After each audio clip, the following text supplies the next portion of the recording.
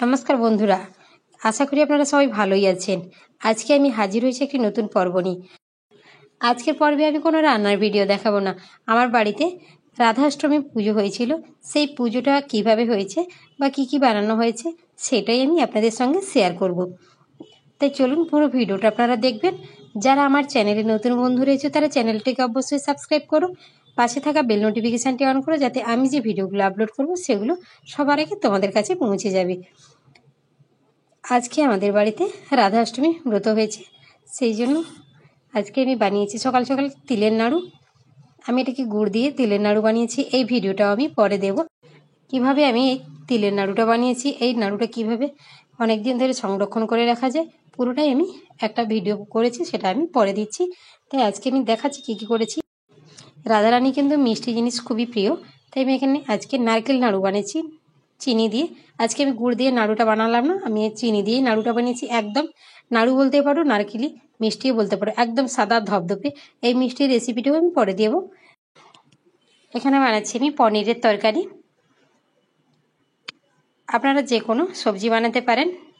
এখানে আমি 5 রকমই ভাজা করেছি। দেখুন পুরো রান্নাঘরটা আমার এলোমেলো হয়ে গেছে, আমি সব কিছু নিয়ে বসেছি। ভোর 5টা থেকে উঠেছি, উঠে সকালে সব কিছু গুছিয়ে ঘর পরিষ্কার করে সব কিছু রেডি করে রান্নার কাছে এসেছি। এবার রান্না করতে যতটা সময় লাগে সব কিছু বানাচ্ছি আমি ধীরে ধীরে। এখানে বানিয়ে নিয়েছি লুচি। সব কিছু হয়তো বলা ঠিকঠাক করে সম্ভব হচ্ছে না, তো কী কী বানাচ্ছি আমি দেখাচ্ছি। এখানে আমি এটা রাধা কৃষ্ণের দুজনেরই প্রিয় তালের বড়া। তালের যে কোনো জিনিস কিন্তু রাধা কৃষ্ণ দুজনেরই খুবই প্রিয়, তাই তালের যে কোনো পিঠা রাধাষ্টমী কিংবা জন্মাষ্টমীতে ভোগ হিসেবে আপনারা ব্যবহার করতে পারেন। রাধারানীর প্রিয় কিন্তু মালপোয়া। এটা কিন্তু তাল দিয়ে না, এটা সুজি আর ময়দা দিয়েই বানানো হয়েছে, চিনি দিয়ে। এটা একটু সাদা সাদা দেখতে হয়। এই রেসিপিটা নাকি রাধারানীর খুবই প্রিয়। আমি জানি না, আমি জেনেই তাই বানিয়েছি। আরেকটি প্রিয় রেসিপি আমি বানিয়েছি, সেটা কিন্তু দেখানো হয়নি। রাধারানীর প্রিয় খাবার নাকি বলে দই কচু, সেটাও আমি কিন্তু বানিয়েছি। বেগুনি ভেজে নিচ্ছি। আমি যতটুকু পেরেছি ততটাই কিন্তু করেছি, চেষ্টা করেছি। আমার মনের মতো করে সব কিছু আমি করেছি। সব কিছু রেডি করে আমি সবগুলো নিয়ে ঠাকুরের কাছে যাচ্ছি। আর এদিকে আমার মেয়ে পদ্ম ফুল এনেছিল, এই পদ্ম ফুলটা ফুটিয়ে নিচ্ছে। রাধারানীর প্রিয় ফুল। আমাদের এখানে সব রকম ফুল পাওয়া যায় না, শুধু গাঁদা আর রজনীগন্ধার গোলাপটাই পাওয়া গিয়েছিল, তাই আমি এটা এনেছি। সেই পদ্ম ফুলটাকে আমার মেয়ে ফুটিয়ে নিয়েছে। জন্মাষ্টমীতে মেয়ে বাড়িতে ছিল না, সেই জন্য আজকে মেয়ে পুজোতে সব কিছুই করছে। মেয়ে বললো, মা আমি গোপুসোনাকে স্নান করিয়ে নেব। আমি বলি তাই করিয়ে দাও। মেয়ে স্নান করাচ্ছে গোপুসোনাকে। এখানে পঞ্চামৃত দিয়ে গোপুকে স্নান করিয়ে নিচ্ছে। পিতলের গোপাল ঠাকুর হলে পঞ্চামৃত দিয়ে যে দইটা ব্যবহার করা হয়, টক দই, সেইটা কিন্তু পুরো ঠাকুরের গায়ে যদি একটু ভালো করে ঘষে দেওয়া যায় না, তাহলে ঠাকুরটা কিন্তু খুব সুন্দরভাবে চকচক করবে। দেখুন কত সুন্দর পরিষ্কার লাগছে। এবার আমি গঙ্গার জল আর গোলাপ জল ফুলের পাপড়ি দিয়ে গোপুকে স্নান করিয়ে নিলাম।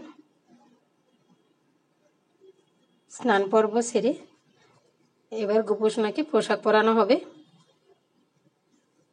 মেয়ে আঁচল দিয়ে, আমার বাড়িতে তো গোপু প্রথম এসেছে, তাই ঠিকঠাক সব কিছু এখনো গুছিয়ে উঠতে পারিনি। এই পোশাকটা নতুন এনেছি, কেমন হয়েছে কমেন্ট করে জানাবেন বন্ধুরা। মেয়ে কানের ফুল লাগিয়ে দিচ্ছে গোপুকে, দেখতে কিন্তু দারুণ লাগছে। কাদের বাড়িতে জন্মাষ্টমী রাধাষ্টমী পুজো হয় কমেন্ট করে জানাবেন। আপনারা কেমনভাবে পালন করেন সেটাও বলবেন। আমি চেষ্টা করব আপনাদের মতো করার। আমি তো কিছুই জানি না, তাই সব কিছু আপনাদের থেকে শিখে নেব।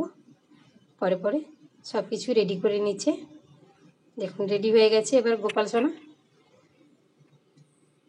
বসিয়ে দেওয়া হলো। এবার আমি এখানে পুজোর জোগাড় যন্ত্র করে নিচ্ছি, সব কিছু সাজিয়ে নিচ্ছি। রাধারানীর প্রিয় এখানে ছোলা ভাজা, মটর ভাজা, বাদাম ভাজা, ভুট্টা ভাজা, চাল ভাজা, এগুলো কিন্তু রাধারানীর পুজোতে দিতে হয়। সব কিছু আমি গুছিয়ে নিয়েছি। আর কি কি বানিয়েছি আমি একবার দেখিয়ে নেব আপনাদের। আমি এখানে বানিয়েছি তিলের নাড়ু, নারকেল নাড়ু, আর বাজার থেকে মিষ্টি কিনে এনেছি, আর গোটা ফল নিয়েছি 8-9 রকমের। হাতের কাছে যা যা ফল ছিল। আর এখানে কিন্তু একটা ফল দিতেই হবে, আতা ফল। এটা নাকি রাধারানীর খুবই প্রিয়।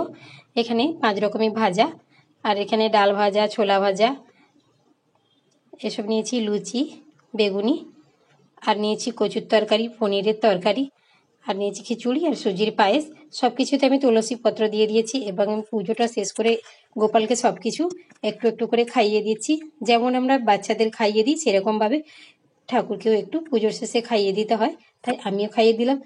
আমার এই পুজোর মধ্যে যদি কোনো ভুল ত্রুটি থাকে তোমরা সবাই ধরিয়ে দিও, আবার ঠিকটা বলে দিও, আমি পরে পরে শিখে নেব তোমাদের থেকে। দেখা হবে পরের ভিডিওতে, ততক্ষণ সবাই রাধাকৃষ্ণের কৃপায় ভালোই থাকুন, সুস্থ থাকুন, সাবধানে থাকুন। হরে কৃষ্ণ, হরে রাম, জয় রাধে গোবিন্দ।